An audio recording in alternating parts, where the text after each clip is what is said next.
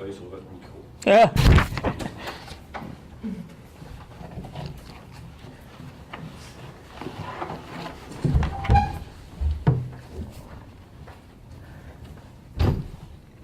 Alors, pour cette dernière partie du cours d'aujourd'hui, je me base surtout sur ce merveilleux ouvrage pour essayer de comprendre Vienne, fin de siècle, de Karl Schorske. Il y a un chapitre sur Freud, c'est pas nécessairement le meilleur, mais pour comprendre tout le contexte, c'est irremplaçable. Bon, ce que je vais probablement...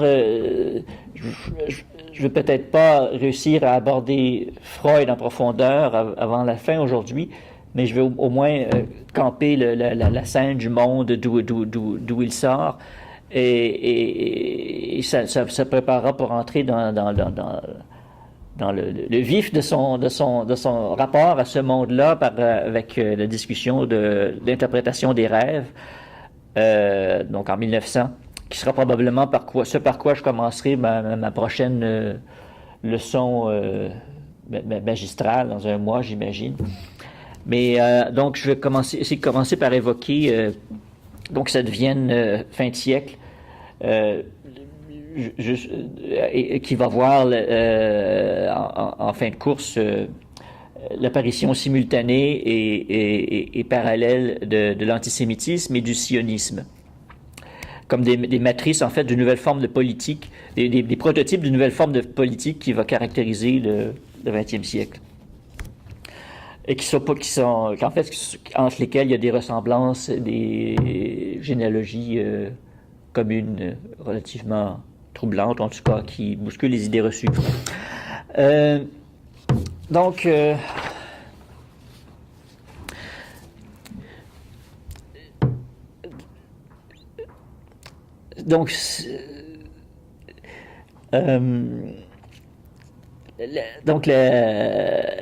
la Vienne de Freud, c'est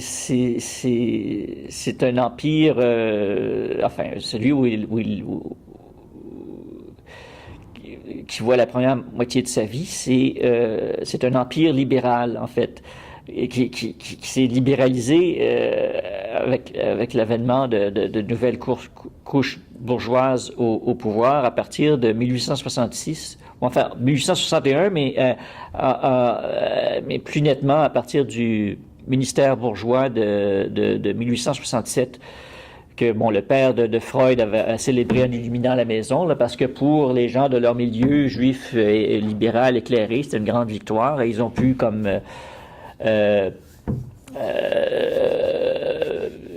pavoiser dans la sécurité de leur conviction triomphante pour une trentaine d'années avant que tout change autour de 1895. Donc tout ça, c'est à l'issue de la défaite de 1866 de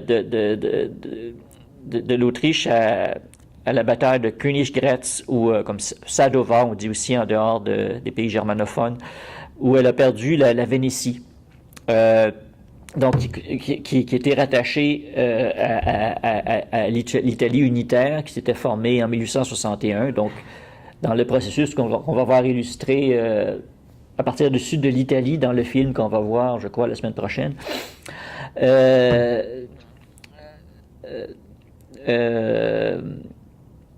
Donc, c'était vraiment la fin d'un monde. En 1866, le secrétaire du pape Pie IX a pu dire Casca il mondo. Hein, c'était le monde s'écroule.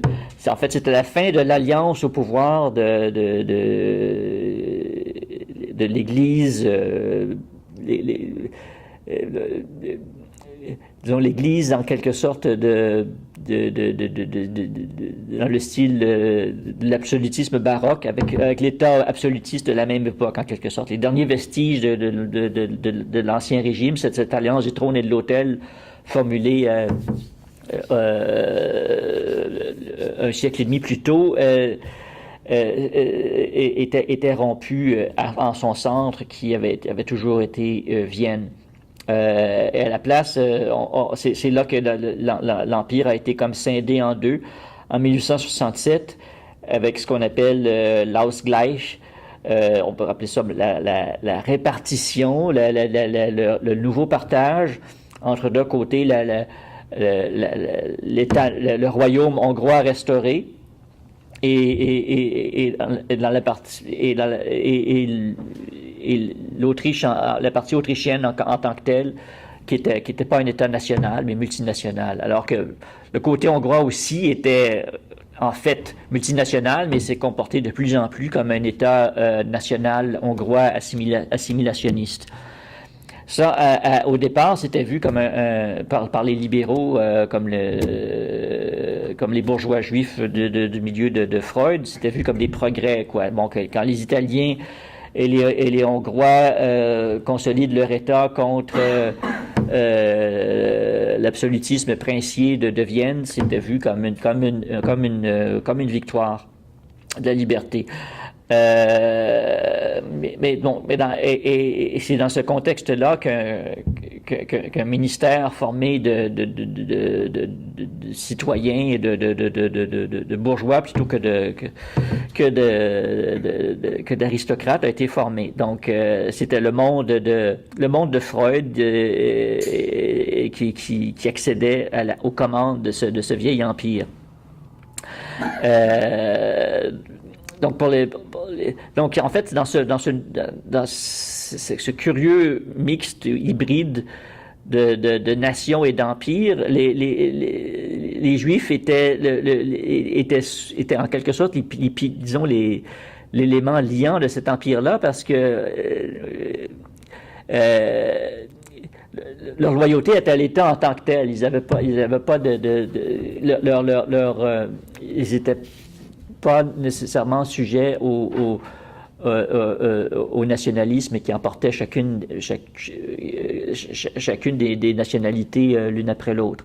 Même s'il y avait de ça aussi, bon, ils avaient tendance à vouloir s'assimiler aux Hongrois ou aux Allemands, mais de plus en plus, les Allemands et les Hongrois n'ont pas voulu d'eux. Hein. Alors, leur fidélité restait à l'Empire, même si c'était pas parce qu'ils étaient particulièrement d'esprit féodal, au contraire, mais ils se sont retrouvés dans cette situation particulière d'avoir besoin de ce père protecteur impérial pour maintenir leur culture et leur mode de vie bourgeois.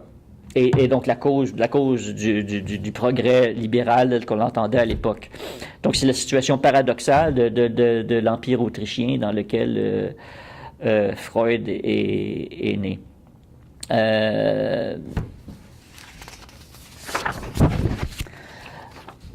Donc c'est la bourgeoisie viennoise était typique de l'époque victorienne dans toute l'Europe par sa culture morale et scientifique.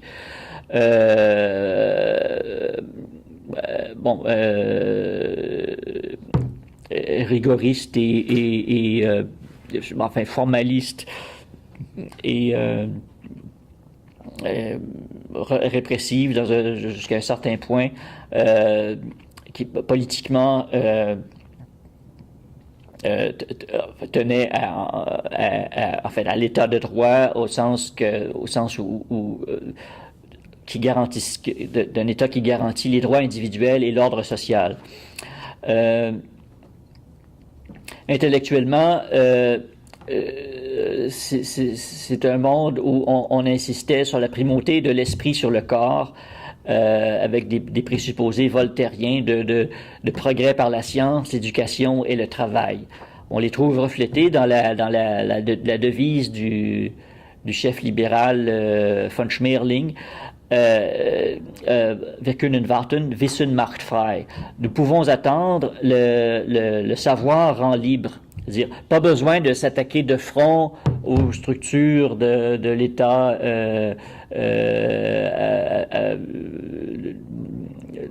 de l'État dynastique ou aux formes féodales de la société. Le progrès de l'éducation, des lumières de la science et de la civilisation bourgeoise, celle qu'on l'entendait, allait graduellement faire le travail. Il y avait qu'à occuper des postes et à promouvoir l'industrie et le commerce et les évolutions allaient se faire à leur rythme. Donc, on pouvait travailler dans ce système-là disons, archaïque dans ses structures fondamentales avec des objectifs progressistes, tels qu'on les entendait à l'époque victorienne. Pourtant, la particularité de ce monde viennois, c'est que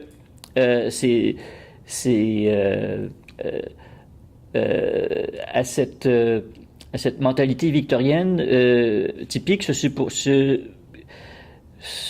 joignait un élément qui la subvertissait à certains égards, une certaine culture du sentiment qui se distinguait de ce qu'on pouvait trouver dans la société anglaise ou française. C'est-à-dire que la société viennoise n'en est une où la bourgeoisie n'a ni détruit l'aristocratie comme en France, ni fusionné avec elle comme en Angleterre, mais était faible et dépendait de l'empereur comme figure de père protecteur dans une société qui, pour le reste, en dehors de Vienne, était relativement, ou en dehors des centres administratifs, était relativement arriérée. Donc, c'est aussi une société qui est en quête d'intégration, en particulier pour les Juifs assimilationnistes. Et c'est dans ce contexte-là, c'est dans ce contexte, à la fois minoritaire et puissant de la bourgeoisie libérale viennoise qu'on peut situer les différentes écoles de Vienne dans différents domaines du savoir, qui se caractérisent par une sorte d'intégrisme libéral positiviste. On trouve des écoles de Vienne en philosophie, avec ce qu'on appelle la philosophie analytique, le positivisme logique. Puis en économie, avec le libéralisme dogmatique dont est sorti Friedrich von Hayek. Et bon, donc c'est les présupposés de la mondialisation néolibérale viennent de cet intégrisme libéral de la bourgeoisie viennoise qui remonte au 19e siècle, qui était comme en réaction par rapport au monde social concret qu'il habitait. Donc c'est logique en fait que ces écoles de Vienne aient trouvé un écho particulier dans les pays anglo-saxons, que ce soit avec la philosophie analytique ou avec le libéralisme économique. Donc, on a affaire donc là à Vienne à un libéralisme et un positivisme chimiquement pur qui se définissent en réaction à ces autres inassimilables toujours présents dans l'Empire, tout autour d'eux. Donc, c'est un monde où l'assimilation à la haute société ne peut pas se faire par la noblesse, par l'anoblissement, comme c'est facilement le cas, que ce soit dans le Second Empire de Napoléon III ou dans l'Angleterre victorienne. C'est plutôt par la culture que ça passe. Parce que dans le contexte autrichien, la culture est quelque chose qui en quelque sorte acclimate aux valeurs et au milieu de la noblesse. Permet à des gens de conditions modestes d'avoir accès à de hautes fonctions, à un haut statut dans la société, comme dans le prolongement ou dans le rayonnement de cette culture de cour. Et dans ce contexte-là, dans la bourgeoisie, la culture noble s'oppose au légalisme et au puritanisme des bourgeois et des juifs en particulier. Et des protestants aussi, parce qu'il y en a. Donc,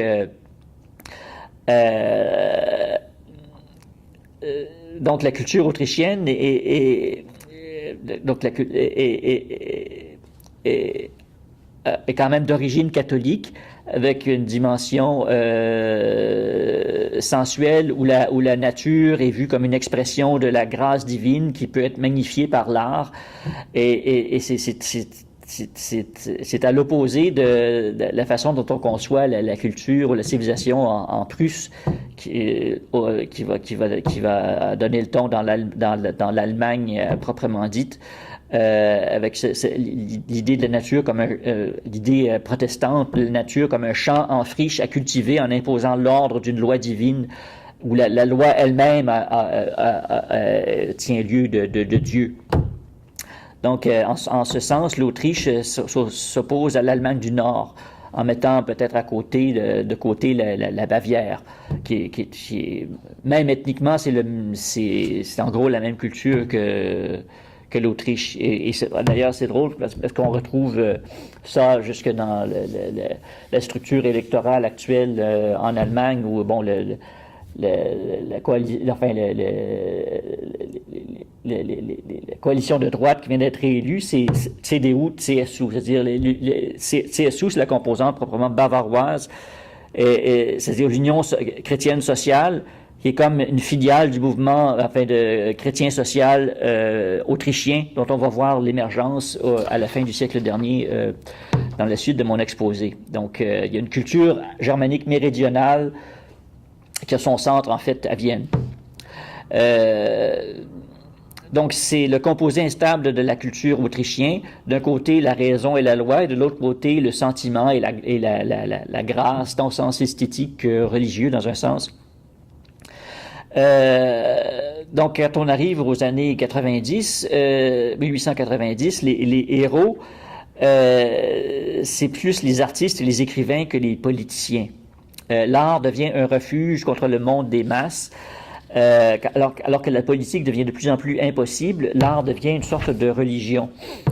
Mais ce, dans la sphère bourgeoise séculière de la culture de l'individu, en son intériorité subjective et dans la vie psychique de chacun. Donc on voit bien que c'est un terreau fertile pour ce qui va devenir la psychanalyse, une culture d'introspection et de sensibilité. Donc, à cette époque, Theodor Herzl, le fondateur du sionisme à Vienne, a pu écrire sur le narcissisme inhérent à ce qu'on appelle, à l'époque d'un terme français, le feuilleton, c'est-à-dire une forme de journalisme où l'auteur écrit ses impressions dans un certain événement. Donc, il fait étalage d'une succession de stimuli subjectifs, ce qu'il a stimulé lui personnellement.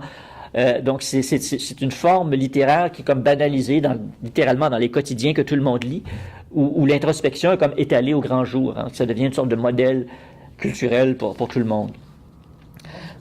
Le feuilleton, mais pas au sens d'une histoire à épisode, mais c'est comme des chroniques. En quelque sorte. On appellerait ça des chroniques de journal ou de bon, c'est ça.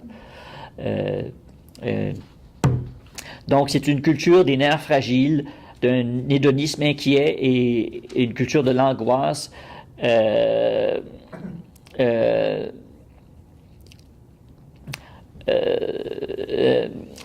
Bon, c'est le monde qu'a pu évoquer Arthur Schnitzler, que Freud considérait comme un auteur que Freud considérait comme son doppelganger, son double, un double trop semblable, il serait funeste de rencontrer selon la légende.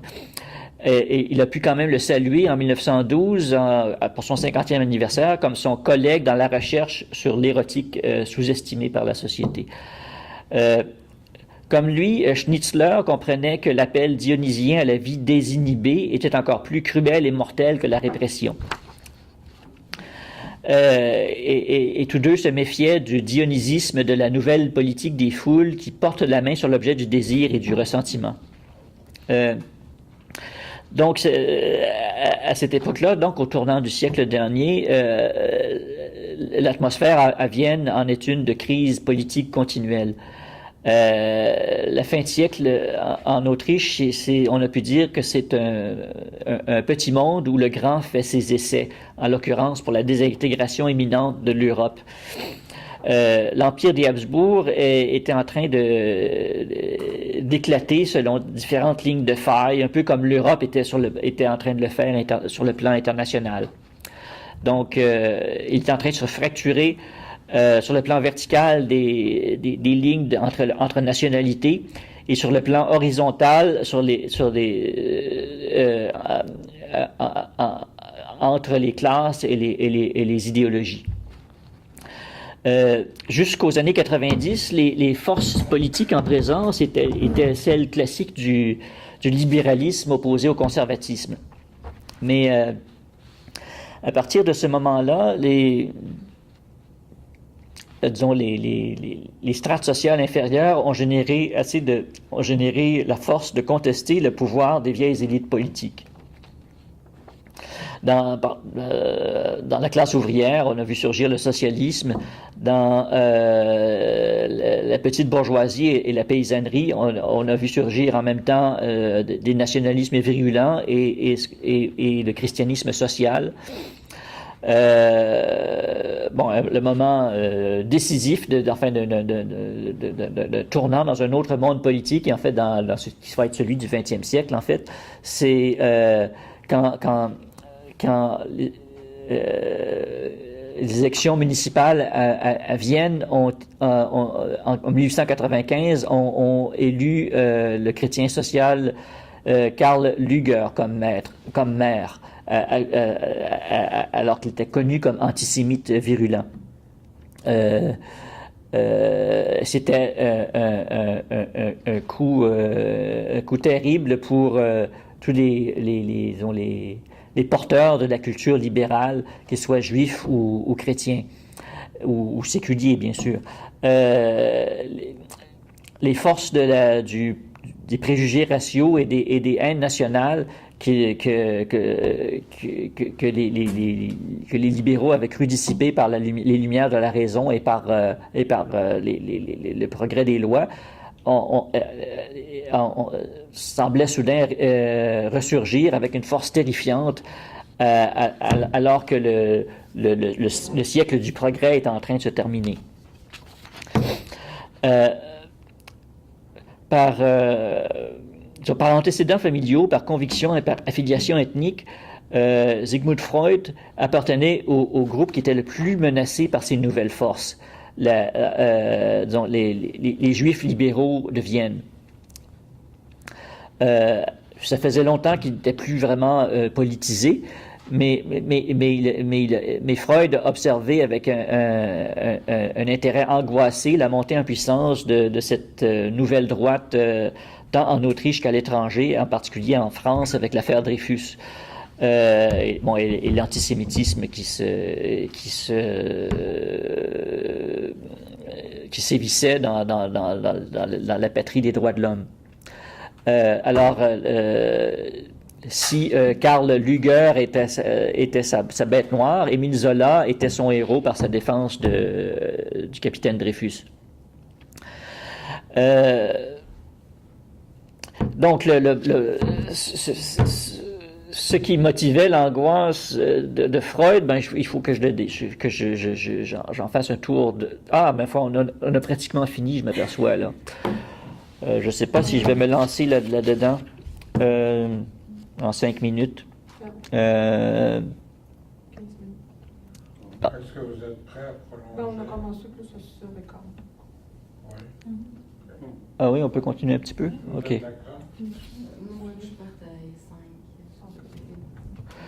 Oui, de toute façon, je pense que je vais reprendre une partie de cette scène de 1900 au début de mon prochain cours, donc ce sera possible de se retrouver un peu. Oui, donc c'était quoi ces nouvelles forces politiques qui se sont destinées à la fin du 19e siècle? On a vu... Il y a eu une négation des valeurs libérales par Georg von Schönerer, qui a été une idole du jeune Hitler à Vienne. Schönerer s'est servi du caractère supranational de la juiverie pour attaquer tous les principes intégrateurs de la vie sociale et politique de l'Empire. Donc, c'était le modèle de Hitler en antisémitisme. Il était bien pire que Lueger, en fait, qui était relativement modéré par rapport à lui. Schönerer était essentiellement un pan-germaniste. au fond opposé à l'Empire, alors que Luger essayait en tout cas de sauver l'Empire. Donc, autour de Schönerer, le nationalisme allemand de la vieille gauche, 48 ans, devient le pangermanisme raciste de la nouvelle droite. C'est un phénomène qu'on va trouver dans d'autres pays avec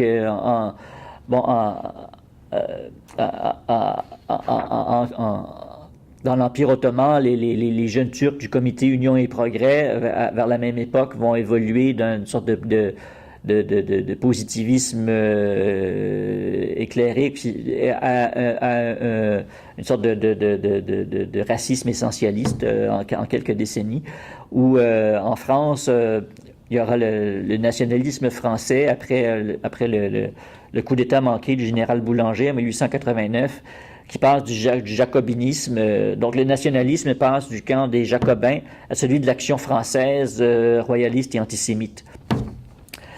Donc c'est des évolutions en fait qui traversent toute l'Europe. Le positionnement du nationalisme entre droite et gauche, qui passe de la gauche libérale à la droite soit réactionnaire ou populiste surtout. Donc quelqu'un comme Schönerer qui vient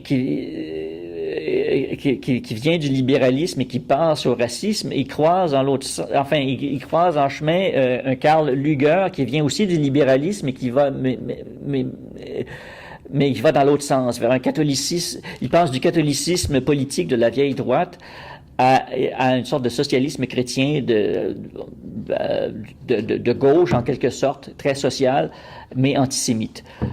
Donc, on a donc affaire à une nouvelle synthèse dynamique de masse des oubliés et des opposants du progrès libéral, dont on a vu au début du cours là, tous les dégâts sociaux qu'il cause en brisant les vieux liens sociaux, puis en livrant les gens déracinés à la merci du marché et de l'industrie, donc à la prolétarisation.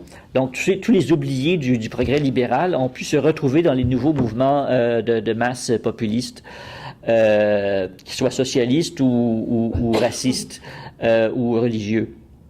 En sortant de la logique du progrès libéral bourgeois individualiste conventionnel. À cette époque que l'écrivain Hugo von Hofmannsthal a pu dire que la politique, c'est de la magie.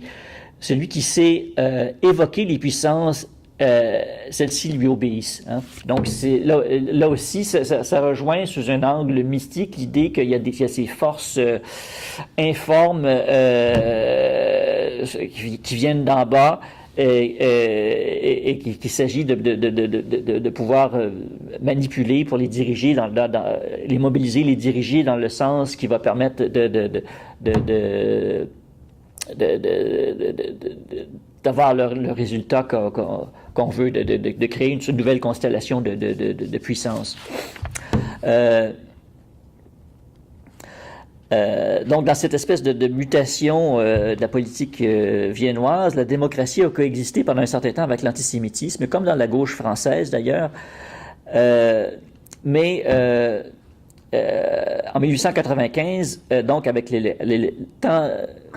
tant l'Empire que l'Église, même le pape et l'establishment libéral se sont retrouvés ensemble dans le refus de sanctionner l'élection à la mairie de Vienne du chrétien social antisémite Karl Lueger. Et à cette occasion du veto impérial, Freud a fumé un cigare en l'honneur de l'empereur, alors qu'étudiant, il refusait de se découvrir devant lui quand il visitait son lycée. Hein. Donc, on voit c'est le paradoxe de cette bourgeoisie libérale autrichienne qui préférait se raccrocher avec les réactionnaires au reste de l'Ancien Régime, plutôt que de faire face à la nouvelle politique des masses et de l'identité communautaire du monde industriel.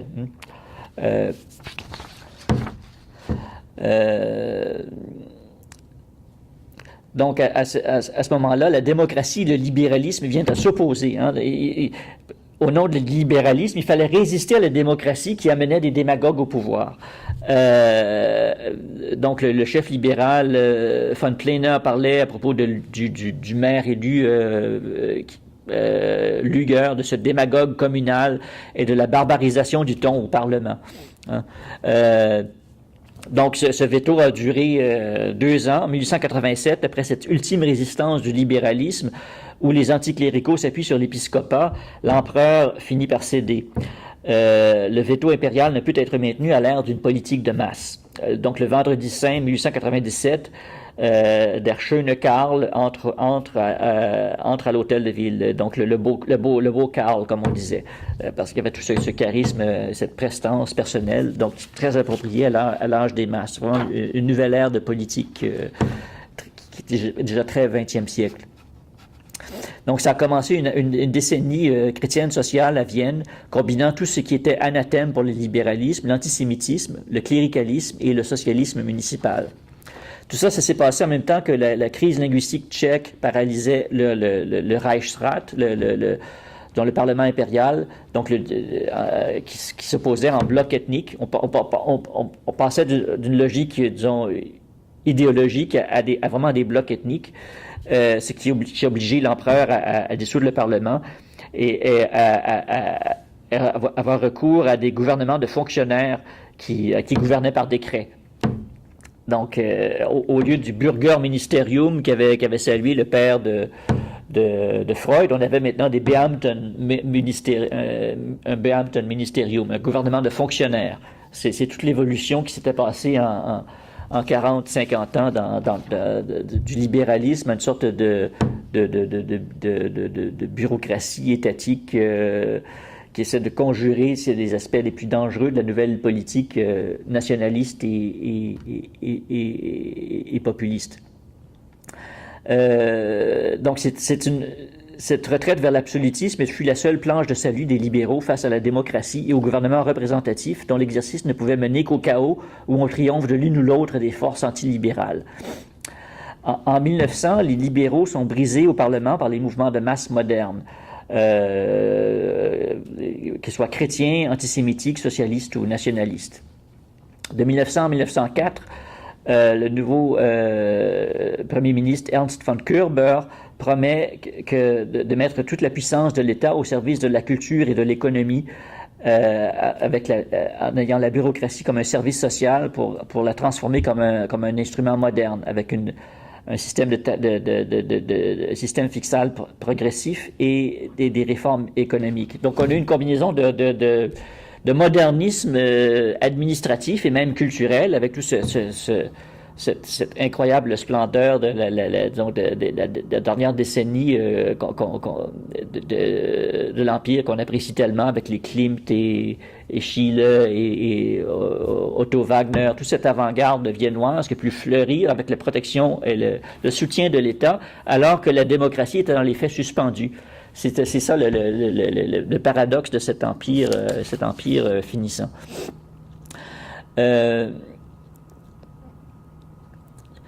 Donc, c'est un moment où les groupes nationalistes de l'Empire développent leurs propres arts ethniques séparés, mais où le mouvement de la sécession autour de Klimt a pris le chemin opposé en ouvrant délibérément l'Autriche au courant avant-gardiste européen et en réaffirmant dans un esprit moderne l'universalisme traditionnel de l'Empire. En 1899, un Conseil des arts, le Conseil des arts qui est créé, insiste sur le potentiel des arts pour transcender les conflits de nationalité dans l'Empire.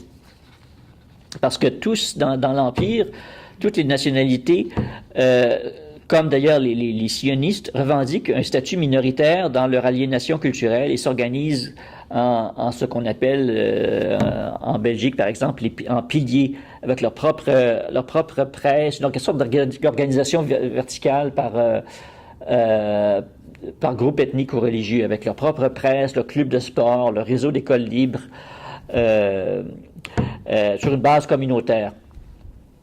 C'est un nouveau style jeune qui inquiète la vieille garde dans l'Église, autant que les libéraux, alarmés par des manifestations houleuses de ces masses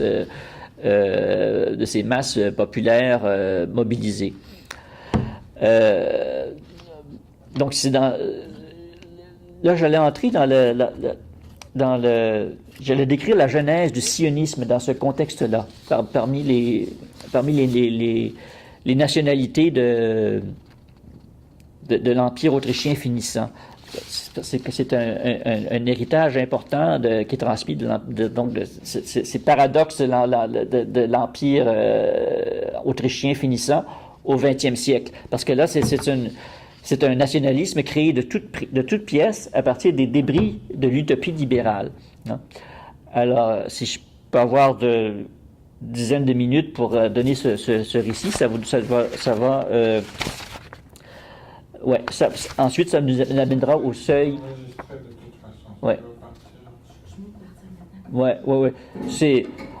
C'est relativement secondaire par rapport à Freud, mais ça éclaire ce qui va se passer dans le 20e siècle en général. Donc, ce sera possible de rattraper après.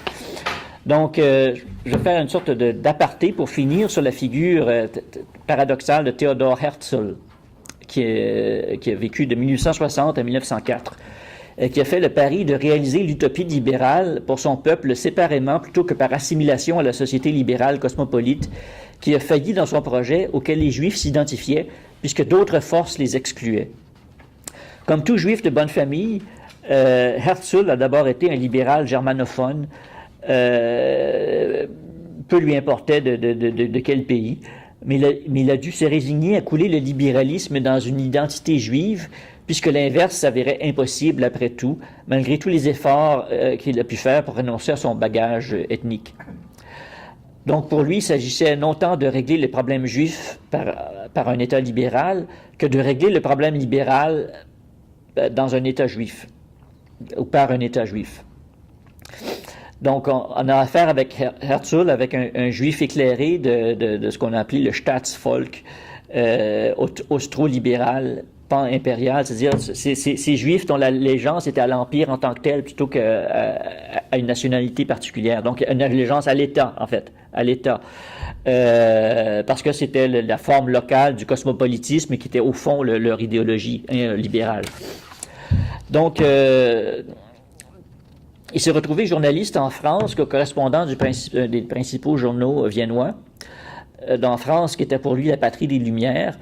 Mais là, il s'est retrouvé comme dégoûté par la corruption du parlementarisme et la puissance irrationnelle des masses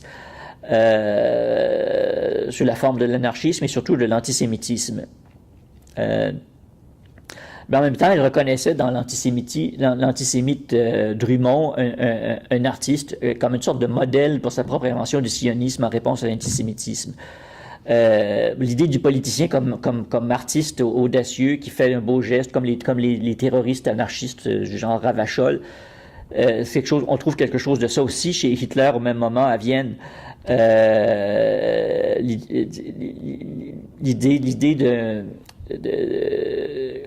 L'idée du geste violent comme quelque chose à la fois esthétique et politique. En fait, on trouve ça aussi à travers l'Europe, cette espèce d'esthétisation du politique, soit en France avec Maurice Barrès, soit en Italie avec Gabriele D'Annunzio. Donc, un passage d'un esthétisme individuel à une politique de masse chez différents intellectuels. Et Herzl est précisément ce genre d'esthète ou réflexe aristocratique qui aurait au fond préféré être un hobro prussien. Il a écrit quelque part, en fait. Donc, en 1895, Dreyfus est condamné, et pour lui, pour Herzl, ça représente un tournant qui change tout, parce que ça s'est pas produit en Russie ou même en Autriche, mais en France, 100 ans après la Déclaration des droits de l'homme. Donc, pour lui, dès ce moment-là, l'édit de la Grande Révolution est révoqué. Et ça, c'est la même année que l'élection de Luger à la mairie à Vienne. Pour Herzl, 1895, c'est donc un point de non-retour. Il faut sauver les Juifs d'une Europe libérale aux abois en les menant ailleurs pour réaliser contre le libéralisme les rêves de l'utopie libérale condamnée dans son foyer européen. Dans sa conception, l'État juif représente une sorte de réincarnation de la culture libérale européenne qui peut pas survivre en Europe dans les conditions de la modernité et de la politique des masses. Il est inspiré par un austrolibéralisme anglophile qu'on retrouve chez Freud. un sionisme qu'il veut centrer en Angleterre et qu'il conçoit comme une sorte de république aristocratique de style vénitien, comme celle qui inspirait les Whigs anglais, les libéraux anglais, avec un projet de chevalier de Palestine. Mais il va finir par se résigner à constituer autour de sa personne sa propre monarchie démocratique, comme, assez comparable au fond à celle des nouveaux tribuns antisémites comme le beau Karl à Vienne. Il met en corrélation à cette époque-là la puissance du rêve et de l'action en politique. Et il s'agit de présenter le rêve pour toucher les ressorts inconscients du désir et de la volonté, hein, que j'ai présenté plus tôt comment le désir et la volonté ont émergé vers la fin de l'époque romantique comme quelque chose qui s'oppose à leur représentation rationnelle. Hein. Donc, il fait appel à ces puissances irrationnelles du désir et de la volonté en politique cette fois. Comme une réalité intérieure et psychologique d'abord, néanmoins. Donc, le subjectivisme radical de Herzl le séparait clairement des libéraux réalistes prudents, qu'ils soient juifs ou non juifs, autour de lui, et en fait le mettait un peu dans la même catégorie que ses ennemis mortels qui étaient les antisémites. Il voyait l'énergie psychique à l'état brut comme la force motrice de l'histoire. Pour lui, le sionisme est d'abord un mouvement au sens physique du terme. Il n'a pas besoin d'ancrage dans un donné social préalable. Pour Herzl, les grandes choses n'ont pas besoin de fondation. L'exemple qu'il donne est très, très frappant et montre la pertinence des dimensions techniques que j'ai soulevées auparavant. Il dit « Un aéronef guidable sera certainement découvert parce que le mouvement triomphe de la gravité. » Et pour lui, ça, c'était une analogie du sionisme. Le sionisme est aussi inévitable que l'avion.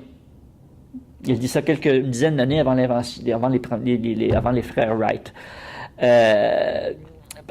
Parce que le paradigme du mouvement, comme le primat de la mise en mouvement qui a des parallèles techniques, mais qui n'existe pas encore, c'est le modèle du sionisme. C'est d'abord un mouvement qui va s'incarner ensuite dans un État. Donc, on a affaire là à une sorte d'imaginaire technicien de la mobilisation politique et un imaginaire politique de la mobilisation technicienne. Pour Herzl, l'unification allemande prouve le primat de l'irrationnel en politique. Elle est née de rêves romantiques cristallisés par un drapeau tricolore. Et pour Bismarck, Bismarck, je cite Herzl ici, Bismarck savait quoi faire avec ses puissances qui s'agitent sous la surface, mystérieuses et impossibles à nier, comme la vie elle-même, et qui surgissent des profondeurs insondables de l'âme populaire en réponse à un rêve d'unité, celui de 1848 en l'occurrence. Et les peuples sont mus non par des petits sacrifices, mais par des grands. Ça va être évidemment le pari des grandes dictatures du 20e siècle. Mais en fait, mais aussi tous les grands mouvements, parce qu'on pourrait tout aussi bien citer dans cette logique I Have a Dream de Martin Luther King. C'est l'idée qu'on peut avoir un rêve et que ça met les peuples en mouvement et ça peut leur donner une identité, une présence politique. Donc le sionisme est comme une sorte de prototype de ces mouvements du 20e siècle. Pour Herzl, la forme de l'action est importante, mais non, c'est beaucoup plus que le contenu de son but avoué. Son idée de la nation n'avait rien de juif. Pour lui, toutes les nations sont belles, chacune est composée des meilleures qualités psychologiques de l'individu. La nation est pour lui une méthode pour triompher de l'inertie sociale et organiser l'énergie de groupe. Jusqu'alors, en tant que libéral, il cherchait à défléchir les masses idéologiques des Juifs qui les prenaient comme objet un objet de haine. Maintenant, il se tourne vers les masses juives pour les manipuler activement et leur donner une identité. Il y avait déjà eu des promoteurs de la colonisation de la Palestine, mais comme les Rothschild et d'autres magnats, d'autres capitaines d'industrie juifs, mais leur propagande s'était fondée jusque-là par des considérations d'intérêt. Bon. Mais ce qui change avec Herzl, c'est qu'il il présente ça aux Juifs sur le modèle d'un pèlerinage à la Mecque ou à Lourdes. Hein? Et c'est une sorte d'idéal charismatique qui modèle en fait sur des sources tout à fait non juives. C'est vraiment une idée tout à fait européenne, moderne, cosmopolite, libérale, qui se trouve en l'occurrence comme objet pour des raisons contingentes, le peuple juif, hein, qui est constitué à partir de ce mouvement. Donc pour lui, c'est une sorte d'œuvre d'art totale. Et en ce sens, il y a des éléments archaïques et modernes, et ce qui est très caractéristique des trois formes donc de nouvelles politiques que distingue Chorsk dans ce chapitre fascinant où il discute de Herzl en les comparant aux chefs antisémites. Tous les trois, en fait, liaient une aspiration moderne à une tradition communautaire archaïque. Pour Georg von Schönerer, c'était les anciennes tribus germaniques. Pour Karl Lueger, c'était l'ordre social catholique médiéval. Et pour Theodor Herzl, c'était le royaume d'Israël d'avant la diaspora. Mais tous les trois s'adressent aux victimes du capitalisme industriel qui n'ont pas été intégrés par lui. Les artisans et les épiciers, les petits commerçants, ou les habitants des ghettos. Donc avec Herzl, le juif assimilé et mondain, par un acte libre de réidentification communautaire, devient le sauveur du peuple élu. D'artiste, il devient politicien, résolvant du même coup ses propres problèmes. Un peu comme va le faire Hitler, un autre artiste raté qui ne sait pas quoi faire de sa vie et qui va réinvestir ses énergies créatrices dans la politique de masse. Un autre phénomène typiquement viennois, même s'il n'est pas originaire de Vienne, c'est à Vienne qu'il a trouvé son identité, Hitler.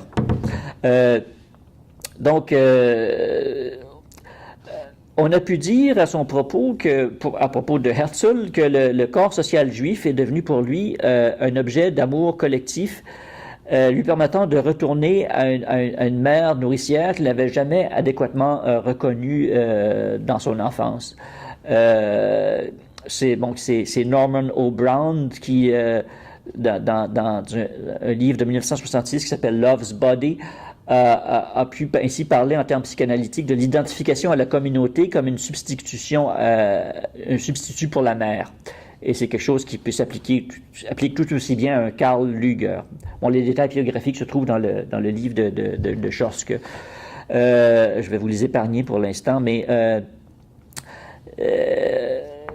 pour conclure et faire faire le lien vers ce qui va suivre en introduisant Freud en tant que tel, c'est que ce qu'il y a de fascinant chez Herzl, c'est que selon lui, les argumentations rationnelles n'avaient plus de sens, ne pouvaient plus avoir d'efficace dans ce contexte moderne de masse. Donc le vieil adage libéral autrichien Wissen ist Freiheit, le savoir est liberté, avait été remplacé par un autre Wollen ist Freiheit. Le vouloir, la volonté est la liberté. Donc, on assiste donc à la fin du XXe siècle, et c'est pas seulement valable pour l'Autriche, mais le cas de Herzl est très parlant, on a affaire à un primat du désir et de la volonté, comme dans les autres nouveaux mouvements sociaux. Et de même, bientôt Freud pourra dire qu'un rêve est la réalisation d'un désir.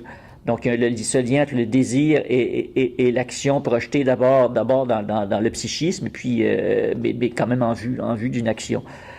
Donc, chez Freud, ça se passe dans le monde intérieur, mais pas dans la sphère publique, qui est paralysée et interdite aux juifs libéraux comme lui.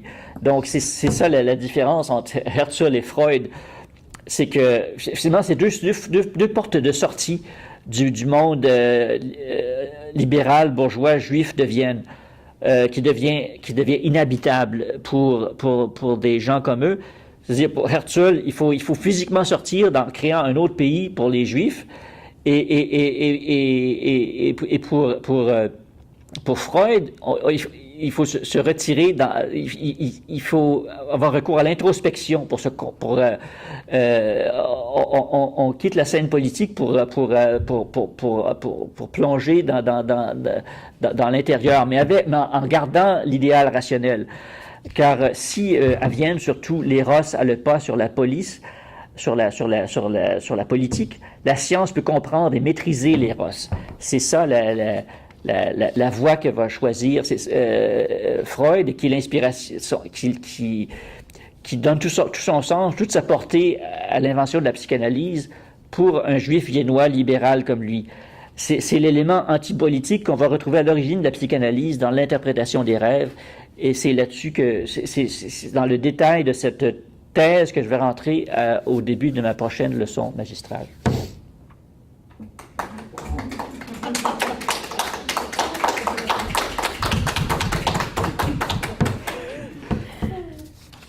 Il y en aura d'autres sur YouTube, je vous entends plus tôt. Écoutez, la semaine prochaine, on avait donc prévu de voir un film.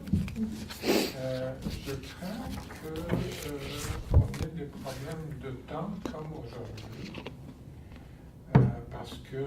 C'est un film long. Hein. Je pense qu'il y a environ 3 heures. Mais c'est un vrai bon film, hein, avec Burt Lancaster et Claudia Cardinal dans sa jeunesse. Bon, il vaut la peine. Mais est-ce qu'on aura assez d'énergie pour discuter après? C'est ce que j'espère, mais est-ce que je suis trop optimiste? Mais